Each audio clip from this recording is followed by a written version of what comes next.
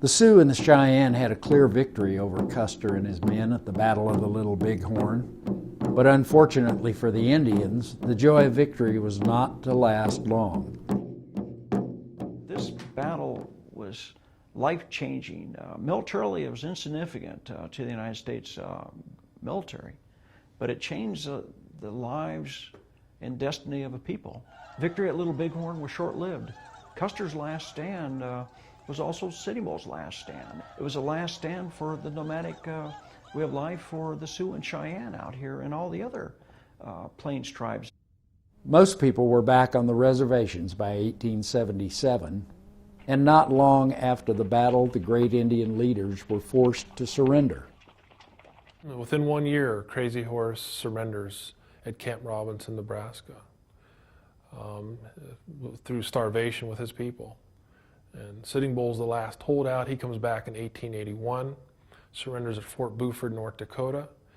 He's incarcerated for a short time. I think he's released about 1885. And then he travels the world with Buffalo Bill Cody's Wild West show. Sitting Bull's travels did not last long, and shortly after his return, tragedy would strike again. In 1890, he's killed by his own people, and then Wounded Knee happens within the same month of 1890. The buffalo are gone in great numbers. They can no longer live independently without the buffalo. And so their independent way of life is over. And all in the year that Americans are celebrating freedom. It's really ironic that a man who had a big hand in helping to end the war against the South over states' rights, with at its core was slavery. A man who really helped end slavery in some respects by leading all his men into bloody battles,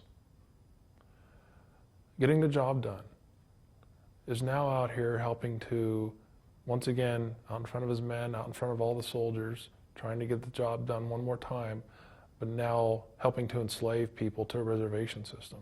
The Indian people of North America were probably the most free people that ever lived in the face of the earth, are now being subjugated to no longer having the freedoms. But as time goes on, you know, we must forget, even though the wounds are still there, you know, we must not dwell in the past. You know, we must look at today and the future. May not be for us, but for our children and grandchildren.